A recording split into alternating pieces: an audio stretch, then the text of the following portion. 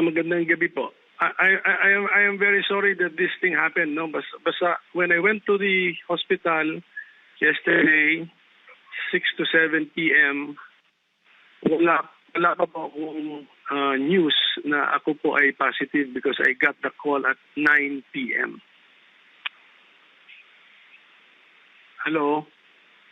Senator, Hello?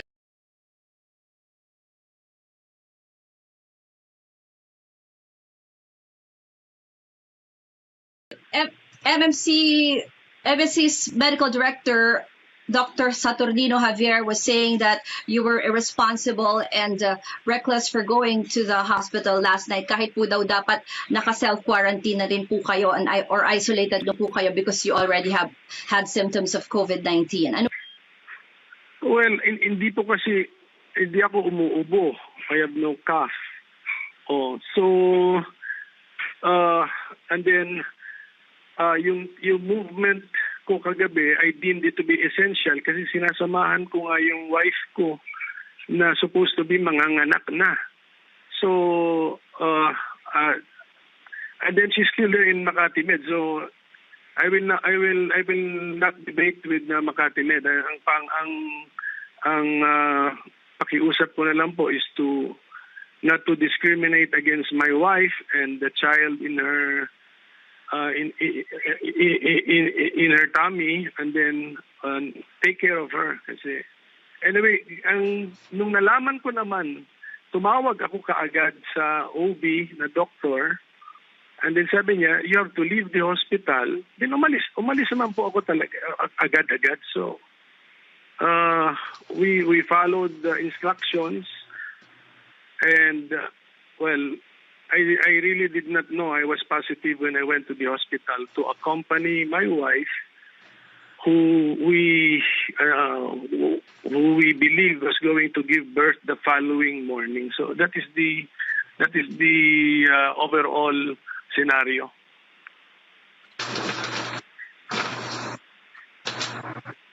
Hello?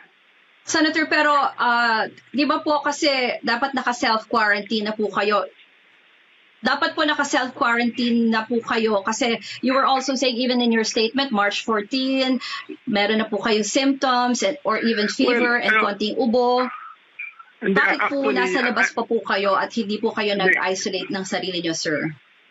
Hindi, una sa lahat, klaruhin ko yung mga body aches and pains, yan yung akala mo flu, and then one time lang naman ako nag-38 one time. It was not lahat. Pagbalik na 37, 37.2, meron pa nga akong 36.4, mga ganun. So, and then I was not coughing. So,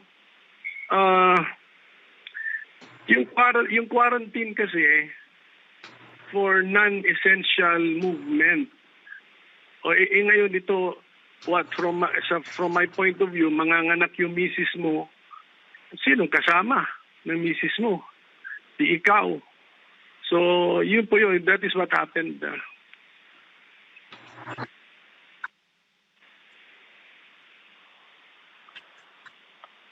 Hello? Pero alam niyo naman din po, Senator, na, well, si Senator Big Subiri tested positive, and then the other senators even had themselves tested. Pero lumabas pa rin po kayo at hindi po kayo nag-isolate ng sarili niyo po. Well, even before ako nagpa-test, halos de facto isolated na rin ako dahil wala naman mga lakad na tinanggap ko at na-cancel din naman lahat. So, ganun po yung situation. Hello? But we are getting comments from social media, sir. Sabihin ko lang po sa inyo, some in social media have been commenting na we are told time and time again, COVID-19 patients are asymptomatic, so you are still, could be contagious, sir. Ang tanong nga po nila ay bakit lahat naman po tayo alam natin na posibleng walang sintomas, asymptomatic nga po kung may possible COVID-19, no? Pero did you even think about staying inside for 14 days, sir? From what time? 14 days from what time? March 11 kami nagtapos ng sessions. Hindi naman ako halos na lumalabas nga eh. Precisely, ang hinihintay ko is the birth of my child. Yun na po yun. Basta, hello? But you mentioned to an interview earlier with Pinky Webb that you went to several, like 1 or 2 birthday parties, Senator Pimentel? I went to a and birthday one office meeting also? I went to a birthday party March 10, March 11, and then yung meeting March 9. So yun po yun. So yun lang po yun. Kasi active pa ang Senado niyan eh. March 9, 10, and 11. Hello? But with all due respect, sir, hello? you put at risk the lives of their medical personnel. I hope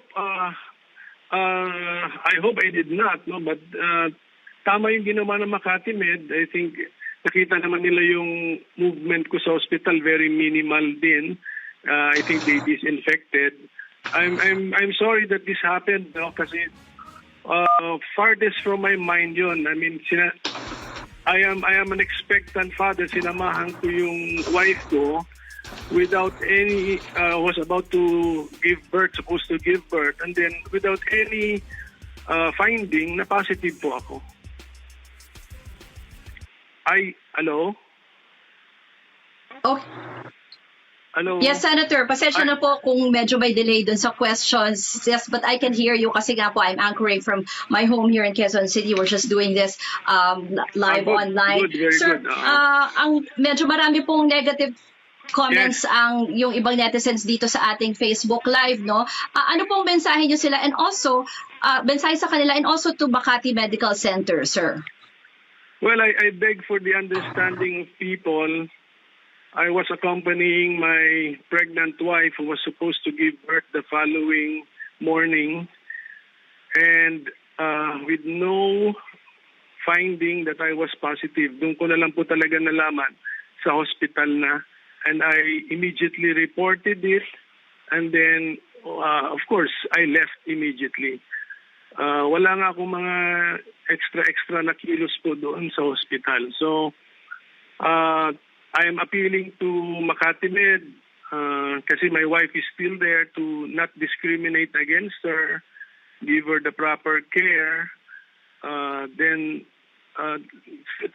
ayusin lang po muna natin ito. Then let's talk about other things na yung mga points nila. Kamusta na po ang inyong wife? And do you know, sir, kung kailan lalabas po yung result? Then she was also tested, Senator, sorry. Yes, sana malapit na. Kasi nga, kailangan makaprepare din yung mga doctors who will assist her in the delivery sa Makati Med. So I beg for the understanding of Makati Med. Saka na namin pag-usapan kung ano yung mga sinasabi nilang mga lapses, and then in the meantime, please take care of my wife kasi kita ko rin yung tiyan niya eh. So at any time na po due na po yung bata. So we're talking about 2 lives po rito. So pasalamat po ko sa Makati Med, and I saw their professionalism kasi when she was having her non-stress test yat ang tawag doon for the baby sa examination room, I of course wanted to accompany her. So nung nagpaalam ngayon ako doon sa cellophane, meron kasi silang parang cellophane area doon, sabi ko, can I accompany my wife? Sabi nila hindi. So I followed it. So umupo lang po ako doon sa corridor na upuan. So good. The Makati Med has these protocols.